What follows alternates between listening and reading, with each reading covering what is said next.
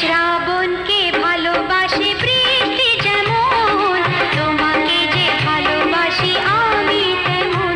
তুমি চন্দ্র আমি জ্যোৎস্না, তুমি নদী আমি তৃষ্ণা তৃষ্ণা।